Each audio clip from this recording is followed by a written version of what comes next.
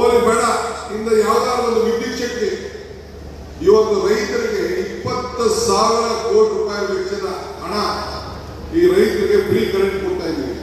ಯಾರು ಕೊಟ್ಟರು? ಕಾಂಗ್ರೆಸ್ ಸರ್ಕಾರ ಕೊಟ್ಟರು. ಆಶ್ರಮ ಯಾರು ಕೊಟ್ಟರು? ಕಾಂಗ್ರೆಸ್ ಸರ್ಕಾರ ಕೊಟ್ಟರು. ಉಳುವಿಗೆ ಭೂಮಿ ಯಾರು ಕೊಟ್ಟರು? ಕಾಂಗ್ರೆಸ್ ಸರ್ಕಾರ ಕೊಟ್ಟರು. ಇವತ್ತು ಎಲ್ಲ ತರದ ಹಕ್ಕನ್ನ ಇವತ್ತು ಯಾವ್ದಾದ್ರು ಕೊಟ್ಟಿತ್ತು ಅಂತಂದ್ರೆ ಕಾಂಗ್ರೆಸ್ ಸರ್ಕಾರದಿಂದ ಮಾತ್ರ ಸಾಧ್ಯ. ಆದ್ರಿಂದ ನೀವೆಲ್ಲ ನೆನೆಸ್ಕೊಳ್ಬೇಕು, ಅವ್ರು ತಿಳಿಸ್ಬೇಕು. ನಮ್ಮ ತಾಯಿ ನಾವು ನೆನೆಸ್ಕೊಳ್ತೀವಿ, ತಾಯಿ ಅಮ್ಮನ. ಯಾಕೆ? ಅವ್ರು ಕೊಡುವಂತ ಪ್ರೀತಿ. ಅಮ್ಮನ ನೆನಪು ಪ್ರೀತಿಯ ಮೂಲ, ಗುರುವಿನ ನೆನಪು ಜ್ಞಾನವೇ ಮೂಲ, ದೇವರ ನೆನಪು ಭಕ್ತಿಯ ಮೂಲ, ಈ ಮೂರರ ನೆನಪು ಮನುಷ್ಯತ್ವ ಮೂಲ, ಮನುಷ್ಯತ್ವ ಮೋಕ್ಷಕ್ಕೆ ಮೂಲ. ಹಂಗೆ ಮನುಷ್ಯತ್ವ ಇರುವಂತ ಯಾರು ಈ ರಾಜ್ಯದಲ್ಲಿ 5 ಗ್ಯಾರಂಟಿಗಳನ್ನ ತೆಗೆದುಕೊಂಡು ಅವರ ಬದುಕನ್ನು ಕಟ್ಕೊಂಡು ತಿಂಗಳಿಗೆ 5,000 ರೂಪಾಯಿ ತೆಗೆದುಕೊಂಡು ಇವತ್ತು ಯಾವ ಪಕ್ಷ ಯಾರು ಕೂಡ ಇಂಥ ಕಾರ್ಯಕ್ರಮಗಳನ್ನು ಕೊಡಕ್ಕಾಗಲಿಲ್ಲ. ಅಂತ ಕಾರ್ಯಕ್ರಮಗಳನ್ನು ಕೊಟ್ಟು ಇವತ್ತು ಸಹಾಯ ಮಾಡಿದ್ದೇವೆ. ಎಲೆಕ್ಷನ್ ಟೈಮ್ ಬಂದಿದೆ, ಬಂದು ಬಹಳ ಒಂದು ಮಾತನ್ನು ನೀವೆಲ್ಲ ಕೊಟ್ಟು ಹೋಗಿದೆ. ಮಾತು ಕೊಡೋದು ಮುಖ್ಯ ಅಲ್ಲ, ಆ ಮಾತನ್ನು ಉಳಿಸ್ಕೊಳ್ಳೋದು ಬಹಳ ಮುಖ್ಯ. ಏನ್ ಹೇಳಿದೆ? ಕಮಲ ಕೆರೆಗೆ ಬಿದ್ದರೆ ಚಂದ, ತೆನೆ ಹೊಲದಲ್ಲಿದ್ದರೆ ಚಂದ. ಈ ದಾನ ಧರ್ಮ ಮಾಡುವ ಕೈ ಅಧಿಕಾರದಲ್ಲಿದ್ದರೆ ಮಾತ್ರ ಚಂದ ಅಂತ ಹೇಳಿದೆ. ಈ ದಾನ ಧರ್ಮ ಮಾಡುವ ಕೈ ಅಧಿಕಾರ ಬಂದಕ್ಕೆ ವಿಧಾನಸೌಧದಲ್ಲಿ ನಾವು ಕೂತ್ಕೊಳ್ಳೋಕ್ಕೆ ಪರಮೇಶ್ವರ್, ನಾನು, ಈಶ್ವರ್ ಖಂಡ್ರೆ ಅವರು, ರಹೀಂ ಖಾನ್ ಅವರು, ನಾವೆಲ್ಲ ಅಧಿಕಾರ ಕೂತ್ಕೊಂಡೋಕೆ ಏನ್ ಮಾಡ್ಬೋದು? ನಿಮ್ಗೆ ಶಕ್ತಿ ತುಂಬಿದ್ದೇವೆ. ಬಡ ಜನತೆಗೆ ಏನು ಬೆಲೆಗಳು ಗಗನಕ್ಕೆ ಹೋಗ್ತಾ ಇದೆ, ಆದಾಯ ಪಾತ್ರಕ್ಕೆ ಹೋಗ್ತಾ ಇದೆ. ಈ ದೇಶದ ಪ್ರಧಾನಮಂತ್ರಿಗಳು ಏನ್ ಹೇಳಿದ್ರು? ಚಿನ್ನ ತಗೋಬೇಡಿ ಅಂದ್ರು, ಎಣ್ಣೆ ಜಾಸ್ತಿ ಖರ್ಚು ಮಾಡಬೇಡಿ ಅಂದ್ರು, ಪೆಟ್ರೋಲ್ ಜಾಸ್ತಿ ಖರ್ಚು ಮಾಡಬೇಡಿ ಅಂತ ಹೇಳಿದ್ರು. ಮೊನ್ನೆ ರೀಸೆಂಟ್ ಆಗಿ ಹೇಳಿದ್ರು ಎಷ್ಟು ಹೋಯ್ತು ಚಿನ್ನದ ಬೆಲೆ, ಒಂದು ಮಾಂಗಲ್ಯ ಕಟ್ಟಕ್ಕೆ ತಗೋಬೇಡಿ ಅಂತ ಹೇಳಿದ್ರು. ಇದು ಧರ್ಮ. ಇವತ್ತು ಏನ್ ನಡೀತಾ ಇದೆ? ಖರ್ಗೆ ಸಾಹೇಬ್ ಮಾತಾಡಿದ್ರು, ದೇವಸ್ಥಾನಕ್ಕೆ ಜನ ಏನು ಇಟ್ಟಿಗೆ ಕಳಿಸೋರು ಎಷ್ಟು ಜನ, ಚಿನ್ನ ಕಳಿಸೋರು ಎಷ್ಟು ಜನ, ಇದನ್ನ ಏನು ಬೆಳ್ಳಿ ಕೊಟ್ಟೋರು ಎಷ್ಟು ಜನ, ರಾಮ ಮಂದಿರದ ಹೆಸರಲ್ಲಿ, ರಾಮನ ಹೆಸರಲ್ಲಿ ಇವತ್ತು ಹಣವನ್ನು ಕೊಟ್ಟು ಏನ್ ಬಿಜೆಪಿ ಮನ್ಮನೆಗೆ ಅಕ್ಕಿ ಒಂದ್ ಕಡೆ ಇಟ್ಟು ಅಷ್ಟ ಒಂದ್ ಕಡೆ ಇತ್ತು. ನಮ್ದೇ ಅಕ್ಕಿ ನಮ್ದೇ ಅಷ್ಟ, ಅವೆರಡು ಸೇರಿ ಮಂತ್ರಾಕ್ಷತೆ ಮಾಡ್ಬಿಟ್ಟು ಮಂತ್ರಾಕ್ಷತೆ ಮಾಡಿ ಮನ್ಮನೆಗೆ ಕೊಟ್ಬಿಡ್ಬೋದು. ನಿಜನೇ ಇಲ್ಲ? ಈಗ ಕೇಳಬೇಕು, ಆ ಮಂತ್ರಾಕ್ಷತೆ ಯಾವುದು? ಕದ್ದಂತ ಚಿನ್ನ ಏನಾಯ್ತು? ಇವತ್ತು ಈ ರಾಜ್ಯ ದೇಶದಲ್ಲಿ ನಮ್ಮ ಧರ್ಮ, ಈ ಧರ್ಮದಲ್ಲಿ ಇಷ್ಟೊಂದು ಧರ್ಮದ ಹೆಸರಿನಲ್ಲಿ, ರಾಮನ ಹೆಸರಿನಲ್ಲಿ ಹಣ ತೆಗೆದುಕೊಂಡು ಇವತ್ತು ಏನು ಈ ಲೂಟಿ ನಡೀತಾ ಇದೆಯಲ್ಲ, ಈ ಲೂಟಿಗೆ ಮತ ಕೇಳುವಂತ ಶಕ್ತಿ, ಸ್ವಾಭಿಮಾನ ಇವತ್ತು ಬಿಜೆಪಿಯವರು ಇವತ್ತು ಹಾಕೊಂಡಿದ್ದಾರೆ. ಆದ್ರಿಂದ ನೀವೆಲ್ಲ ಇವತ್ತು ನಾವು ಗಮನದಲ್ಲಿಟ್ಕೊಳ್ಬೇಕು. ನಮ್ದು ಒಂದು ಗಟ್ಟಿಯಾದಂತ ಒಂದು ಪಕ್ಷ, ಇತಿಹಾಸವಂತ ಪಕ್ಷ ಕಾಂಗ್ರೆಸ್. ಶಕ್ತಿ ದೇಶದ ಶಕ್ತಿ, ಕಾಂಗ್ರೆಸ್ ಇತಿಹಾಸ ದೇಶದ ಇತಿಹಾಸ. ಕಾಂಗ್ರೆಸ್ ಅಧಿಕಾರ ಬಂದಾಗ ಎಲ್ಲ ವರ್ಗದ ಜನರ ಅಧಿಕಾರಕ್ಕೆ ಬರ್ತದೆ. ನಾವು ಯಾವಾಗ ಕೂಡ ಜನರನ್ನ ಒಟ್ಟು ಮಾಡುವಂತ ಕೆಲಸ ಮಾಡ್ತೇವೆ, ಜೋಡಿಸುವಂತ ಕೆಲಸವನ್ನು ಮಾಡ್ತೇವೆ. ಭಾರತ್ ಜೋಡೋ ಕಾರ್ಯಕ್ರಮವನ್ನು ರಾಹುಲ್ ಗಾಂಧಿ ಅವರು ಮಾಡಿದ್ರು. ಏನ್ ಮಾಡಿದ್ರು? ಎಲ್ಲ ನಮ್ಮ ಇರುವಂತ ಎಲ್ಲ ಭಿನ್ನಾಭಿಪ್ರಾಯಗಳನ್ನ ಒಟ್ಟು ಮಾಡಬೇಕು. ನಾನು ಶಿವಮೊಗ್ಗಕ್ಕೆ ಹೋಗಿದ್ದೆ, ಅಲ್ಲಿ ಭದ್ರಾವತಿ ಕಬ್ಬಿಣ ಕಾರ್ಖಾನೆ, BSI ಕಬ್ಬಿಣ ಕಾರ್ಖಾನೆ, ಆ ಫ್ಯಾಕ್ಟರಿಗೆ ಯಾವುದೋ ಸಂದರ್ಭದಲ್ಲಿ ಹೋದಾಗ ಹೇಳಿದೆ, ಈ ಕಬ್ಬಿಣದಲ್ಲಿ 2 ಕೆಲಸ ಆಯ್ತದೆ. ಒಂದು ಕತ್ತರಿ ಆಯ್ತದೆ, ಒಂದು ಸೂಜಿ ಆಯ್ತದೆ. ಕತ್ತರಿಲಿ ಜನರನ್ನ ಕತ್ತರಿಸಿ 2 ಭಾಗ ಮಾಡ್ತದೆ, ಸೂಜಿಲಿ ಅದೇ ಸೂಜಿಲಿ ನಾವು ಜನರನ್ನ ಹೊಲಿಬಹುದು ಅಂತ. ಹಂಗೆ ರಾಹುಲ್ ಗಾಂಧಿ ಅವರು ಕಾಶ್ಮೀರದಿಂದ ಕನ್ಯಾಕುಮಾರಿವರೆಗೂ ಇವತ್ತು ಜನರನ್ನ ಒಗ್ಗಟ್ಟಾಗಿಡಬೇಕು. ಈ ದೇಶದ ಐಕ್ಯತೆ, ಈ ದೇಶದ ಸಮಗ್ರತೆ, ಈ ದೇಶದಲ್ಲಿ ಶಾಂತಿ ಇರಬೇಕು, ಎಲ್ಲ ವರ್ಗಕ್ಕೂ ಕೂಡ ನ್ಯಾಯ ಮಾಡಬೇಕು ಅಂತೇಳಿ ಇವತ್ತು ಕಾಶ್ಮೀರ, ಕನ್ಯಾಕುಮಾರಿಯಿಂದ ಕಾಶ್ಮೀರಕ್ಕೂ ಪಾದಯಾತ್ರೆ ಮಾಡಿದ್ರು. ಈ ದೇಶದಲ್ಲಿ ಯಾವ್ದಾರ ನಾಯಕ ಮಾಡಿದ್ರ? ಶ್ರೀಮತಿ ಸೋನಿಯಾ ಗಾಂಧಿ ಅವರು ಈ ದೇಶದ ಪ್ರಧಾನಮಂತ್ರಿ ಸ್ಥಾನವನ್ನು ತ್ಯಾಗ ಮಾಡಿ ಒಬ್ಬ ಸಮಸ್ಯೆಯಿಂದ ಅವ್ರಿಗೆ ಅವಕಾಶ ಮಾಡಿಕೊಡ್ತೀವಿ. ಯಾರು ಪಂಚಾಯತಿ ಮೆಂಬರ್ ಮಾಡ್ತೀವ, ಯಾರು ತಾಲೂಕ್ ಪಂಚಾಯತಿ ಭಾಗ ಮಾಡಿರ್ತೀವಿ, ಅರ್ಧಕ್ಕೆ ರಾಜೀನಾಮೆ ಕೊಡ್ಬೇಕಾದ್ರೆ ಕೊಟ್ಟು ಮಾತ್ರ ಉಳ್ಕೊಳಕ್ ಹೋಗ್ತೀವ. ನಾವು ಬೇಕಾದಷ್ಟು ಗಲಾಟೆ ನಡೀತದೆ. ಆದರೆ ಆ ತಾಯಿ ಶ್ರೀಮತಿ ಸೋನಿಯಾ ಗಾಂಧಿ ಅವರು 2 ಬಾರಿ ದೇಶದ ಪ್ರಧಾನಮಂತ್ರಿ ಸ್ಥಾನ ತ್ಯಾಗ ಮಾಡೋಣ ಅಂತ ಪಕ್ಷದಲ್ಲಿ ನಾವೆಲ್ಲ ಇವತ್ತು ಸೇವೆ ಮಾಡ್ತಾ ಇದೀವಲ್ಲ, ನಾವೆಲ್ಲ ಭಾಗ್ಯವಂತರಲ್ವಾ? ಅದಕ್ಕೆ ಇವತ್ತು ರಾಹುಲ್ ಗಾಂಧಿ ಅವರು ಕೂಡ ಈ ದೇಶದ ಪ್ರಧಾನಮಂತ್ರಿ ಆಗ್ತಾರೆ. ಅವ್ರು ಆಗಲಿಲ್ಲ. ಅವರು ಈ ಭಾರತವನ್ನು ಒಗ್ಗೂಡಿಸ್ಬೇಕು, ಬಡವರ ಸಮಸ್ಯೆ ಆಲಿಸ್ಬೇಕು ಅಂತ ಹೇಳಿ ಮಾಡೋದು. ಅದಕ್ಕೆ ಇವತ್ತು ಅವರ ನೆನಪಿನಲ್ಲಿ ಆ ಯುವಕರ ಸಂಘಟನೆಯಲ್ಲಿ ಎಲ್ಲ ಯುವಕರು ಈ ಹಳ್ಳಿಗಳಲ್ಲಿ ಇವತ್ತು ಸಾಂಸ್ಕೃತಿಕವಾಗಿ ಬೆಳಬೇಕು, ಸಂವಿಧಾನವನ್ನು ಉಳಿಸಬೇಕು, ಯುವಕರು ಆಟ ಆಡಬೇಕು, ಅವರ ಸಾಂಸ್ಕೃತಿಕ ಚಟುವಟಿಕೆಗಳಿರಬೇಕು, ಎಲ್ಲ ಒಗ್ಗಟ್ಟಾಗಿ ಸೋದರ ಭಾವತ್ವವನ್ನು ಇರಬೇಕು. ನಾವು ಈಗ ತಾನೇ ಒಂದೇ ಮಾತನ್ನು ಹೇಳ್ತೇವೆ, ನಾವು ಭಾರತ ಜನನಿಯ ತನುಜಾತೆ ಜಯತೆ ಕರ್ನಾಟಕ ಮಾತೆ, ಹಿಂದೂ ಮುಸಲ್ಮಾನ್ ಕ್ರೈಸ್ತರು ನಾವೆಲ್ಲ ಒಂದೇ ಅಂತ ಹೇಳಿ ಆಡನ ಎಸ್.ಎಂ. ಕೃಷ್ಣ ಅವರ ಕಾಲದಲ್ಲಿ ಕಾಂಗ್ರೆಸ್ ಸರ್ಕಾರ ಕಾಲದಲ್ಲಿ ಹೇಳಿದ್ರು. ಹಂಗೆ ಇವತ್ತು ಹಳ್ಳಿಗಳಲ್ಲಿ ಮತ್ತೆ ಪ್ರತಿಯೊಂದು ಪಂಚಾಯತಿಗೆ ಕನಿಷ್ಠ 200 ರಿಂದ 250 ಜನ ಯುವಕರನ್ನ ಒಟ್ಟಿಗೆ ಸೇರಿಸಿ ಸಂಘಟನೆ ಮಾಡಿ ಭಾರತ್ ಜೋಡೋ ಯುವ ಶಕ್ತಿ ಸಂಘವನ್ನ ಮತ್ತೆ ಕಾಂಗ್ರೆಸ್ ಸರ್ಕಾರ ಈಗಾಗಲೇ ತೀರ್ಮಾನವನ್ನು ಮಾಡಿದೆ. ಅದನ್ನ ಈಗಾಗಲೇ ಒಂದು ತಿಂಗಳಲ್ಲೇ ಅದನ್ನ ತಾವೆಲ್ಲ ಕೂಡ ರಚನೆ ಮಾಡಬೇಕು. ಸದ್ಯದಲ್ಲೇ ಇವೆಲ್ಲ ಆದೇಶಗಳನ್ನು ನಮ್ಮ ಪಂಚಾಯತ್ಗಳು ಬರ್ತದೆ. ಅದನ್ನ ಇವತ್ತು ಆ ಕಾರ್ಯಕ್ರಮವನ್ನು ರೂಪಿಸಿದ್ದೇವೆ.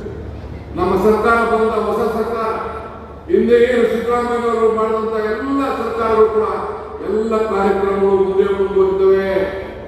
ಈಗಾಗಲೇ ನಾನು ಬಸವ ಕಲ್ಯಾಣದಲ್ಲಿ ಘೋಷಣೆ ಮಾಡಿ ಬಂದಿದ್ದೇನೆ. ಆದಷ್ಟು ಜಲ್ದಿ 1 ವರ್ಷದೊಳಗಡೆ ಆ ಬಸವ ಕಲ್ಯಾಣದಲ್ಲಿ ಇರುವಂತಹ ಅನುಭವ ಮಂಟಪದ ಏನು ಒಂದು ಇತಿಹಾಸದ ಮಂಟಪ ಇದೆ, ಕಾಂಗ್ರೆಸ್ ಸರ್ಕಾರದ ಒಂದು ಸಾಕ್ಷಿ ಗುಡ್ಡೆ ಇದೆ. ಆ ಸಾಕ್ಷಿ ಗುಡ್ಡೆಯನ್ನು ಮತ್ತೆ ಈ ಜನರ ಕಲ್ಯಾಣಕ್ಕೋಸ್ಕರ ನಾವು ಉದ್ಘಾಟನೆ ಮಾಡಿ ಹಣವನ್ನು ಮಾಡುವಂತ ಕೆಲಸವನ್ನು ಮಾಡ್ತೇವೆ. ಇವಾಗ ಯಾಕೆ ಅಲ್ಲಿಂದ ನಾನು ಪ್ರಾರಂಭವನ್ನು ಮಾಡಿದ್ದೇನೆ ಅಂತಂದ್ರೆ, ನಮಗೆ ಬಸವಣ್ಣ ತತ್ವದ ನಂಬಿಕೆ ಇದೆ, ಅವರ ಆಚಾರ ವಿಚಾರಗಳ ನಂಬಿಕೆ ಇದೆ. ಎಲ್ಲ ಜಾತಿಯನ್ನು ವರ್ಗದವರು ಕೂಡ ಒಟ್ಟು ತೆಗೆದುಕೊಳ್ಳುವ ಕೆಲಸವನ್ನ ಬಸವಣ್ಣವರು ಮಾಡುವುದನ್ನು ಇವತ್ತು ನಾವು ಸ್ಮರಿಸ್ತಾ ಇದ್ದೇವೆ. ಇದು ಬಸವಣ್ಣನ ನಾಡಿದು, ಶರಣರ ನಾಡಿದು. ಆ ಶರಣ ಕೊಟ್ಟಂತ ಒಂದು ಮಾರ್ಗದರ್ಶನ ಇವತ್ತು ನಾವೆಲ್ಲ ಉಳಿಸ್ಕೊಂಡು ಹೋಗ್ತೇವೆ. ಮುಂದಕ್ಕೆ ಯುವಕರನ್ನು ಬೆಳೆಸಬೇಕು. ಇವತ್ತು ಪಂಚಾಯತಿಂದ ಪಾರ್ಲಿಮೆಂಟ್ ನಾಯಕರಿಗೆ ಬೇಕು. ಈಗ ಹೆಣ್ಮಕ್ಳು ಕೂಡ ರಿಸರ್ವೇಶನ್ ಬರ್ತದೆ. ಇವತ್ತು ನಾನು ಜ್ಯೋತಿ ಬೆಳೆಸ್ಬೇಕಾದ್ರೆ ಹೆಣ್ಮಕ್ಳು ತಂದೆ ಮುಂದಕ್ಕೆ ಯಾರು ಮತ್ತಕ್ಕೆ ಸಾಧ್ಯ ಇಲ್ಲ. 1/3 ಭಾಗದಷ್ಟು ಮಹಿಳೆಯರು ಶಾಸಕರಾಗಿ ಆಗ್ತಾರೆ, ಸಂಸತ್ ಸದಸ್ಯರಾಗಿ ಆಗ್ತಾರೆ. ಇವತ್ತು ಪಂಚಾಯತಿಯಿಂದ ಇವತ್ತು ಮುನ್ಸಿಪಾಲಿಟಿ ಕಾರ್ಪೊರೇಷನ್ ಎಲ್ಲ ಕೂಡ ಇವತ್ತು 50% ರಿಸರ್ವೇಶನ್ ಇವತ್ತು ಅವತ್ತು ಕಾಲದಲ್ಲಿ ರಾಜೀವ್ ಗಾಂಧಿ ಅವರು ಮಾಡಿದ್ರು. ಸಮಾಜದ ಬಗ್ಗೆ ಘೋಷಣೆ ಮಾಡಿದ್ರು. ಹಂಗೆ ಇವತ್ತು ದೇಶದಲ್ಲಿ ಪಂಚಾಯತಿಂದ ಪಾರ್ಲಿಮೆಂಟ್ ಅವರು ನಾಯಕರು ಬೇಕು. ಅದಕ್ಕೆ ಈಗಾಗಲೇ ರಾಹುಲ್ ಗಾಂಧಿ ಅವರು ನನಗೆ ಮಾರ್ಗದರ್ಶನವನ್ನು ಕೊಟ್ಟಿದ್ದಾರೆ. ವಿದ್ಯಾರ್ಥಿಗಳ ಎಲೆಕ್ಷನ್ ಕೂಡ ಕಾಲೇಜುಗಳಲ್ಲಿ ನಡೆಸಬೇಕು ಅಂತ ಹೇಳಿದ್ದಾರೆ. ಸೊ ಈ ವರ್ಷ ಮುಂದಿನ ಕ್ಯಾಬಿನೆಟ್ ಅಲ್ಲೋ ಅಥವಾ ಮುಂದಿನ ಕ್ಯಾಬಿನೆಟ್ ಅಲ್ಲೋ ಏನು ನಮ್ಮ ಕಾಲೇಜ್ ಎಲೆಕ್ಷನ್ ಪ್ರತಿಯೊಂದು ಸಂದರ್ಭದಲ್ಲೂ ಕೂಡ ಇವತ್ತು ನಡೀತದೆ. ಅದು ಇವತ್ತು ಆ ಕೆಲಸವನ್ನು ಕೂಡ ನಾವು ಮಾಡ್ತೀವಿ. ಈಗಾಗಲೇ ವಿದ್ಯಾರ್ಥಿಗಳು ಯುವಕರು ಹೆಣ್ಣು ಮಕ್ಕಳಿಗೆ ಉಚಿತವಾಗಿ ಫ್ರೀ ಬಸ್ ಕೊಡಬೇಕು ಅಂತ ಹೇಳಿ ಎಲ್ಲ ವಿದ್ಯಾರ್ಥಿಗಳಿಗೆ ಇವತ್ತು ಮೊದಲನೇ ದಿನವೇ ಆ ತೀರ್ಮಾನವನ್ನು ಮಾಡಿದರು. ಬಹಳ ಜನ ವಿದ್ಯಾರ್ಥಿಗಳು ಈಗಾಗಲೇ ಬಹಳ ಸಂತೋಷಪಟ್ಟರು. ನಾವೆಲ್ಲ ಶಾಸಕರು ಹೋಗಿ ಆ ಕಾಲೇಜುಗಳಿಗೆ ಹೋಗಿ ಆ ಉಚಿತವಾಗಿ ಪಾಸನ್ನ ಫ್ರೀ ಪಾಸನ್ನ ಹಂಚುವಂತ ಕಾರ್ಯಕ್ರಮವನ್ನು ಒಂದು ತಿಂಗಳಲ್ಲಿ ಈಗಾಗಲೇ ಏನೇನು ವ್ಯವಸ್ಥೆ ನಡೀತಾ ಇದೆ. ಆ ಕೆಲಸ ಕೂಡ ನಾವು ಮಾಡ್ತೇವೆ. ಈಗ ಯುವಕರು ಉದ್ಯೋಗ ದೊಡ್ಡ ಹೋರಾಟ ಬಿಜೆಪಿ ಕೂಡ ಆಗಲಿಲ್ಲ. ನಾವು ಮಾತು ಕೊಟ್ಟಿದ್ದೇವೆ, ಏನಾದ್ರು ಮಾಡಿ ಎಲ್ಲ ಉದ್ಯೋಗಗಳನ್ನು ಭರ್ತಿ ಮಾಡ್ತೀವಿ ಅಂತ ಹೇಳಿ. ಈಗ ತಾನೇ ರಿಸರ್ವೇಶನ್ ಬಗ್ಗೆ ತೀರ್ಮಾನ ಆಗಿದೆ.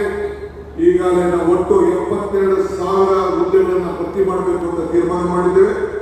ಇದ್ರ ಪೈಕಿ ಈಗಾಗಲೇ ನಾವು ಈ ಅನೇಕ ಶಾಲಾ ಶಿಕ್ಷಕರಿಂದ ಸುಮಾರು 15,000 ಹುದ್ದೆಗಳು ವಿಶೇಷ ನೇಮಕಾತಿಯಲ್ಲಿ ಅಧಿಸೂಚನೆ ಕೂಡ ಹೊರಡಿಸಿದ್ದೇವೆ. ನಗರಾಭಿವೃದ್ಧಿ ಇಲಾಖೆಯಲ್ಲಿ 15,000 ನೇಮಕಾತಿಗಳು ಮತ್ತು 6,000 ಜನ 6,800 ಜನ ಪೌರ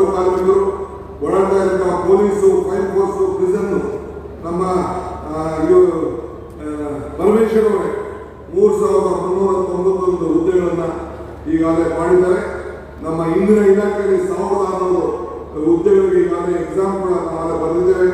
ಹೀಗೆ ವಿವಿಧ ಇಲಾಖೆಗಳಲ್ಲಿ ಒಟ್ಟು ಸೇರಿ 72,000 ಹುದ್ದೆಗಳನ್ನ ಇನ್ನೊಂದು 3-4 ತಿಂಗಳಲ್ಲೇ ಭರ್ತಿ ಮಾಡುವಂಥದ್ದು, ಎಕ್ಸಾಮಿನೇಷನ್ ಎಲ್ಲ ಮುಗಿಸುವಂಥದ್ದು ಆ ಕಾರ್ಯಕ್ರಮವನ್ನು ಈಗಾಗಲೇ ನಾವು ರೂಪಿಸಿದ್ದೇವೆ. ಯುವಕರಿಗೆ ಶಕ್ತಿಯನ್ನು ತುಂಬಬೇಕು. ಇದಲ್ಲದೆ ಒಂದು ವಿಶೇಷವಾದಂತಹ ಆಂದೋಲನ ನಾವು ಮಾಡ್ತಾ ಇದ್ದೇವೆ. ನೀವೆಲ್ಲ ಕಾರ್ಯಕ್ರಮ ಗಮನಿಸಬೇಕು. ಯಾವ ರೀತಿ ಹುಡುಗರಿಗೆ ಭೂಮಿ ಕೊಟ್ಟು ಎಲ್ಲ ಆದ್ಯ ಗ್ಯಾರಂಟಿ ನಮ್ದು ಭೂಮಿಗಳನ್ನ ನೀವು ಬೆಳ್ಕೊಂಡಂತಹ ಭೂಮಿಗೆ ಶಕ್ತಿಯನ್ನು ತುಂಬಬೇಕು ಅಂತೇಳಿ, ನಿಮ್ಮ ಆಸ್ತಿಗಳನ್ನ ದಾಖಲೆಗಳನ್ನ ಕರೆಕ್ಟ್ ಮಾಡಬೇಕು ಅಂತೇಳಿ, ನಿಮ್ಮ ಜಮೀನಿಗೆ ಪೋಡಿ ಮಾಡ್ಕೊಡ್ಬೇಕು ಅಂತೇಳಿ, ನಿಮ್ಮೆಲ್ಲ ದಾಖಲೆಗಳನ್ನ ಬಿಯಿಂದ ಏಕಾತೆ ಮಾಡ್ಕೊಡ್ಬೇಕು ಅಂತೇಳಿ, ಎಲ್ಲ ಕೂಡ ನಿಮ್ಮ ಖಾತೆಗಳನ್ನ ಸರಿಯಾಗಿ ಮಾಡಬೇಕು ಅಂತೇಳಿ ನಿಮ್ಮ ಮುಂದಿನ ದಿನದಲ್ಲಿ ಡಾಕ್ಟರ್ ಪರಮೇಶ್ವರ್ ಅವರು ಒಂದು ದೊಡ್ಡ ಆಂದೋಲನ ಇತ್ತು. ಅವರ ಜಿಲ್ಲೆಯಲ್ಲಿ ಈಗಾಗಲೇ ಆ ಕಾರ್ಯಕ್ರಮವನ್ನು ನಡೆಸಿದ್ದಾರೆ. ಅವರ ಮುಖಂಡತ್ವದಲ್ಲಿ ಆ ಕಾರ್ಯಕ್ರಮ ನಡೀತದೆ. ಆದ್ರಿಂದ ತಾವೆಲ್ಲ ಈ ಸೌಲಭ್ಯವನ್ನು ನಾವು ಉಪಯೋಗಿಸ್ಕೊಳ್ಬೇಕು. ಯಾರು ಕೂಡ ₹1 ಲಂಚ ಕೊಡದೆ ಅವರ ಮನೆ ಬಾಗಿಲಿಗೆ ಖಾತೆಗಳನ್ನು ಕೊಡುವಂತಹ ಕೆಲಸವನ್ನ ನಮ್ಮ ಸರ್ಕಾರ ಇವತ್ತು ಮಾಡ್ತದೆ. ಇದಕ್ಕೆ ಎಲ್ಲ ಕೂಡ ತಯಾರಾಗಬೇಕು. ಇದಕ್ಕೆ ಈಗಾಗಲೇ ನಾವು 750 ಜನ ಸರ್ವೇಯರ್ಗಳು ಕೂಡ ನಾವು ಈಗಾಗಲೇ ನೇಮಕವನ್ನು ಮಾಡುವಂತಹ ಕೆಲಸವನ್ನು ಇವತ್ತು ಮಾಡ್ಕೊಂಡು ಬಂದೇವೆ. ಈ ರೀತಿ ನಮ್ಮ ಸರ್ಕಾರ 10 ಯೋಜನೆಗಳನ್ನು ಈಗಾಗಲೇ ನಾವು ಮಾಡ್ಕೊಂಡು ನಾವು ಬರ್ತಾ ಇದ್ದೇವೆ. ಆದ್ರಿಂದ ಬಂಧುಗಳೇ, ನಾನು ಈಗಾಗಲೇ SIR ವಿಚಾರ ತಮ್ಮ ಗಮನಕ್ಕೆ ತಂದಿದ್ದೇನೆ. ಇವತ್ತು ತಾವೆಲ್ಲ ಕೂಡ ಇವತ್ತು ನೀರಾವರಿ ವಿಚಾರದಲ್ಲಿ ನಮ್ಮ ಸರ್ಕಾರ ತೆಗೆದುಕೊಂಡಂತ ಅನೇಕ ದಿಟ್ಟ ನಿರ್ಧಾರಗಳು, UKP ವಿಚಾರದಲ್ಲಿ ಹಣ ರೈತರಿಗೆ ಯಾವ ರೀತಿ ಹಣವನ್ನು ಕೊಡಬೇಕು ಅಂತ ಹೇಳಿ ತಕ್ಷಣಕ್ಕೆ ನಾವು ತೆಗೆದುಕೊಂಡಂತ ಒಂದು ಐತಿಹಾಸಿಕವಾದ ನಿರ್ಧಾರ. ಈಗಾಗಲೇ ಕಾವೇರಿ, ಗೋದಾವರಿ, ಕೃಷ್ಣ ಜೋಡಣೆಗೆ 3 ಮುಖ್ಯಮಂತ್ರಿಗಳು ಸೇರಿ ಇವತ್ತು ನಾನು SR ಪಾಟೀಲ್, CR ಪಾಟೀಲ್ ಅವರು, ನಾನು, ಚಂದ್ರಬಾಬು ನಾಯ್ಡು, ರೇವಂತ್ ರೆಡ್ಡಿ ನಾವೆಲ್ಲ ಸೇರಿ ತುಂಗಭದ್ರದಲ್ಲಿ ಒಂದು ಒಮ್ಮತದ ಅಭಿಪ್ರಾಯಕ್ಕೆ ಬಂದಿದ್ದೇವೆ. ಇವತ್ತು ರೈತರ ಬದುಕಿಗೆ ಕಲ್ಯಾಣ ಕರ್ನಾಟಕದ ಜನ, ಏನು ಬಳ್ಳಾರಿ ಜನ, ರಾಯಚೂರು ಜನ, ಇವತ್ತು ಮತ್ತು ಈ ಆಂಧ್ರ ಮತ್ತು ತೆಲಂಗಾಣ ಜನ ಎಲ್ಲರೂ ಸೇರಿ ಒಗ್ಗಟ್ಟಿನಿಂದ ವಿಜಯನಗರ, ಕೊಪ್ಪಳ ಜನ ಆ ರೈತರಿಗೆಲ್ಲ ಅನುಕೂಲ ಆಗಲಿಕ್ಕೆ ಒಂದು ಐತಿಹಾಸಿಕವಾದಂತಹ ತೀರ್ಮಾನವನ್ನು 33 TMC ಕೂಡ ಉಳಿಸಬೇಕು. ಮುಂದಿನ ಎಲ್ಲ ಯೋಜನೆಗಳನ್ನ ಮಾಡಬೇಕು ಅಂತೇಳಿ ಈಗಾಗಲೇ ತೀರ್ಮಾನವನ್ನು ಮಾಡಿದ್ದೇವೆ. ಇಂಥ ಒಂದು ತೀರ್ಮಾನ ಬಿಜೆಪಿ ಮಾಡೋಕ್ಕಾಗಲಿಲ್ಲ, ಒಂದು ಸಣ್ಣ ತೀರ್ಮಾನ ಮಾಡೋಕ್ಕಾಗಲಿಲ್ಲ. ನಮಗೆ ಸಮಾಧಾನ ಇದೆ. ಈಗಾಗಲೇ ಈಶ್ವರ್ ಖಂಡ್ರೆ ಅವರು, ರಾಜಶೇಖರ್ ಪಾಟೀಲ್ ಅವರು ಹೇಳ್ತಾ ಇದ್ದಾರೆ, ನಮ್ಮ ಜಿಲ್ಲೆಯ ನೀರಾವರಿ ಸಮಸ್ಯೆಗಳು ನಮ್ಮ MP ಅವರು ಕೂಡ ನನಗೆ ತಿಳಿಸ್ತಾ ಇದ್ದಾರೆ. ಯುವಕರು ಈ ನೀರಾವರಿ ಅನೇಕ ಸಮಸ್ಯೆಗಳಿದೆ, ಲಿಫ್ಟ್ ಇರಿಗೇಷನ್ ಸ್ಕೀಮ್ ಅವೆಲ್ಲ ಕೂಡ ಈಗಾಗಲೇ ನಾನು ಚರ್ಚೆಯನ್ನು ನಾನು ಮಾಡಿದ್ದೇನೆ. ನಿಮ್ಮ ನೀರಾವರಿ ಸಮಸ್ಯೆಯನ್ನ, ಯಾಕೆಂದ್ರೆ ರೈತರಿಗೆ ನೀರು ರೈತರಿಗೆ ಸಮಸ್ಯೆ ಇಲ್ಲ, ರೈತರಿಗೆ ಸಂಬಳ ಇಲ್ಲ, ರೈತರಿಗೆ ಪ್ರಮೋಷನ್ ಇಲ್ಲ, ರೈತರಿಗೆ ಪೆನ್ಷನ್ ಇಲ್ಲ, ರೈತರಿಗೆ ಲಂಚ ಇಲ್ಲ, ರೈತರಿಗೆ ರಿಟೈರ್ಮೆಂಟ್ ಇಲ್ಲ. ಆ ರೈತರನ್ನ ಬದಲಿಸಬೇಕು ಅಂತೇಳಿ ಇಂಥ 6 ಕಾರ್ಯಕ್ರಮವನ್ನು ಇವತ್ತು ನಾವು ರೂಪಿಸ್ತಾ ಇದ್ದೇವೆ. ಆದ್ರಿಂದ ಇನ್ನ ಬಹಳ ವಿಚಾರಗಳು ಮಾತನಾಡಿದ್ದೇನೆ, ಬಹಳ ವಿಚಾರಗಳು ಹಂಚಿಕೊಂಡಿದ್ದೇನೆ. ಆದರೆ ಪಕ್ಷದ ಕಾರ್ಯಕರ್ತರು ನೀವು ಆಧಾರ ಸ್ತಂಭ, ಹುಷಾರಾಗಿರಿ. 28ಕ್ಕೆ ಮತ್ತೆ ನಿಮ್ಮ ಸರ್ಕಾರ ಬಂದೇ ಬರ್ತದೆ. ಆತ್ಮವಿಶ್ವಾಸದಿಂದ ಇರಿ. ನಮ್ಮ ಯೋಜನೆಗಳು ಜನರಿಗೆ ನೆನಪಾದಂತ ಕೆಲಸ ಮಾಡಬೇಕು, ಅವರ ಕೈಯಿಂದ ಬಲಪಡಿಸಬೇಕು. ಈ ಹಸ್ತ ಇದಕ್ಕೆ ತಾನೇ ಇಂಥ ಕೆಲಸ ಮಾಡಿದ್ದು, ಈ ಹಸ್ತ ಇದಕ್ಕೆ ಅಧಿಕಾರ ವಿಲಾಸದಲ್ಲಿದ್ದಕ್ಕೆ ಅದನ್ನು ಉಳಿಸುವಂತ ಕೆಲಸ ತಾವೆಲ್ಲ ಸೇರಿ ಮಾಡಬೇಕು ಅಂತ ಹೇಳಿ ಎಲ್ಲ ನಾಯಕರು ಒಗ್ಗಟ್ಟಿನಿಂದ ಮತ್ತೆ 6 ಸೀಟನ್ನ ಈ ಜಿಲ್ಲೆಯಲ್ಲಿ ಕೆಲಸವನ್ನು ಮಾಡಬೇಕು ಅಂತ ಹೇಳಿ ನಾನು ಇಲ್ಲಿಂದಲೇ, ಬೀದರಿಂದಲೇ ನನ್ನ ಕಾರ್ಯಕರ್ತರ ಸಭೆಯನ್ನ ಮಾಡ್ತಾ ಇದ್ದೀನಿ. ಗೊತ್ತಾದ್ರೂ ಕೂಡ ತಾವು ದೊಡ್ಡ ಸಂಖ್ಯೆಯಲ್ಲಿ